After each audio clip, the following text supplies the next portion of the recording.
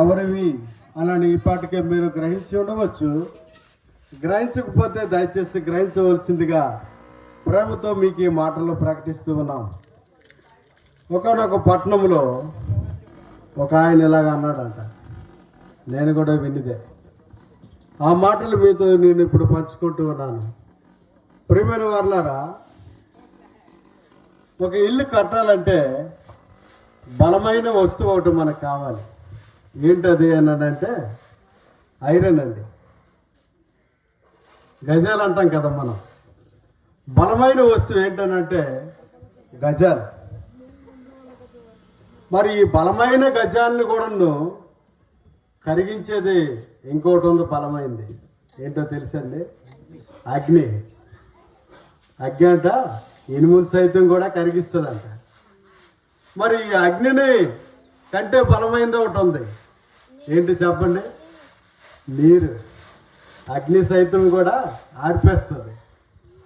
అయితే నీటి కంటే బలమైనది ఒక ఆయన ఉన్నాడంట. ఎవరో తెలుసా? నీవు నేనే. ఆ నీళ్ళని కూడా ఏం చేస్తామట? తాగేస్తామంట. అయితే ఆ నీళ్ళు నువ్వు తాగేసిన నీకంటే బలమైనది ఒకటి ఉందంట. ఏంటంటే మరణం అంట. మరణం అంటే మనిషికి భయం అండి.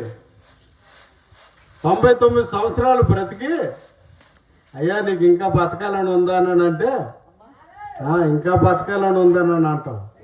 ఎందుకంటే చనిపోవడం అంటే ఎవరికి ఇష్టమో ఉండదు. కనుక మరణం అనేది ఒక భయంకరమైన పరిస్థితి. అయితే ఈ యొక్క మనిషిని మరణం మింగివేస్తూ ఉందట. ఈ మరణాన్ని మింగివేసిన వాడు ఎవరో తెలుసండి?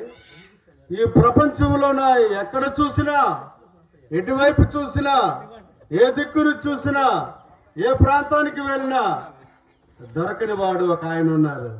ఆయనే ప్రభువైన యేసుక్రీస్తు వారు. ఎందుకొరకనంటే ఆ మరణాన్ని కూడా మృంగివేస్తూ వచ్చాడంట. ఎందుకు ఈ మాటలు మీకు చెప్తూ వచ్చానంటే, ఒక గజముకి ఎంతో బలం ఉంది, ఒక అగ్నికి ఎంతో బలం ఉంది, ఒక నీటికి ఎంతో బలం ఉంది, ఒక మనిషికి ఎంతో బలం ఉంది. ఆ మనిషిని మింగివేసిన మరణానికి ఎంతో బలం ఉంది.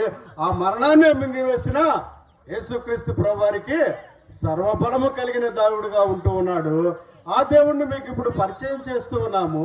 ఆ బలమైన దేవుణ్ణి నీవు విశ్వసించిన యెడల నీ జీవితంలో కూడా అనేకమైన బలముల నుంచి దేవుడు నిన్ను బలవంతుడైన దేవుడుగా నిన్ను చేసేవాడుగా ఉంటూ వస్తాడు. ప్రియ సహోదర సహోదరి, యేసుక్రీస్తు ప్రభువారు ఎంత బలవంతుడైన వాడో ఈ విషయాన్ని బట్టి మీకు స్పష్టంగా తెలియపరుస్తూ ఉన్నాం. ఇలాంటి బలమైన దేవుడు మీ యొక్క శేషుపేట గ్రామానికి వచ్చి ఉన్నాడు. ప్రేమతో మిమ్మల్ని పిలుస్తూ ఉన్నాడు. ఇంకా మీరు పాపంలో ఉన్నారేమో, పాపాన్ని వదిలిపెట్టండి, పరిశుద్ధత కలిగి జీవించండి. ఎక్కడొస్తుంది పరిశుద్ధత అని అంటే, నీ పాపాన్ని నువ్వు కడుక్కుంటేనే వస్తుంది పరిశుద్ధత. ఎక్కడ కడుక్కుంటావు? నీ యొక్క ఇంటిలో మంచినీళ్ళు ఉండొచ్చు, నీ యొక్క వీధిలో మంచినీళ్ళు ఉండొచ్చు. వాటి ద్వారాగా కొన్ని వాటిని కడుక్కుంటూ వస్తూ ఉన్నావేమో. కానీ నీ హృదయాన్ని కడుక్కోవడానికి ఆ మంచినీళ్ళు పనికిరావండి. మరేం పనికి వస్తుందయ్యా అంటే, యేసు రక్తము ప్రతి పాపము నుంచి మనలను పవిత్రులుగా చేయలేని మాట నీ కొరకు నా కొరకు ప్రభువైన యేసుక్రీస్తు వారు నీ కొరకే నా కొరకే ఉంచి ఉన్నాడు. ఈ మాట యందు నీ విశ్వాసం ఉంచిన యెడల నీ హృదయాన్ని కడిగి శుద్ధీకరించి నీ పాపాన్ని అంతటినీ తీసివేసి నీకు గొప్ప పవిత్రతను అనుగ్రహించి ఆ పవిత్రమైన మార్గంలో నిన్ను నడిపించి తన పరలోక రాజ్యానికి నిన్ను చేర్చుకోవాలని ప్రేమతో నిన్ను పిలుస్తూ ఉన్నాడు. ప్రియుడా, ఇంకా ఎన్నాళ్ళు నువ్వు పాపంలోనే ఉంటావు? ఇంకెన్నాళ్ళు పాపంలోనే తిరుగుతావు? ఇంకెన్నాళ్ళు పాపంలోనే పొరులుతావు? ఇంకెన్నాళ్ళు పాపంలోనే దాగి ఎవరు చూడటం లేదులే అనుకుంటూ ఉన్నావు. కానీ దేవాది దేవుడు చూస్తూ ఉన్నాడు. నీ పాప పరిస్థితిని నువ్వు ఒప్పుకుంటే క్షమించడానికి ఆయన సిద్ధంగా ఉన్నాడు. లేదండి ఈ పాపంలోనే నాకు బాగానే ఉందని అనుకుంటే ఒకనొక దినమున మరణము సంభవిస్తుంది. అది చేరే స్థలము ఎక్కడయ్యా అన్నాడంటే రెండు స్థలాలు, ఒకటి నిత్య నరకము, ఇంకొకటి నిత్య జీవము. నువ్వు పాపాన్ని వదిలిపెట్టి ప్రభువైన యేసుక్రీస్తు వారిని అంగీకరించినట్లయితే నిత్య రాజ్యంలోనికి వెళ్తావు. పాపంలోనే ఉండి మరణిస్తే నిత్య నరకానికి వెళ్తామని స్పష్టంగా బైబిల్ గ్రంథము సెలవిస్తూ ఉన్నది. ప్రియుడా, ఈ యొక్క తీర్మానము నీకు ఏదై ఉంటూ ఉన్నది. నువ్వు పాపంతో మరణించాలన్న దేవునికి లేదు, నువ్వు పరిశుద్ధత కలిగి దేవుని రాజ్యంలో ఉండాలన్నదే దేవుని యొక్క కోరిక.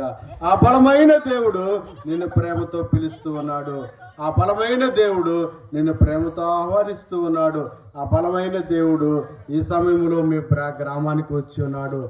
ఇంకా ఎక్కువగా మీరు తెలుసుకోవాలని అనుకుంటే మా ప్రియులు కొన్ని కరపత్రికలు, బుక్స్ మీ అద్దకు తీసుకొని వచ్చారు. వాటిని చదవండి.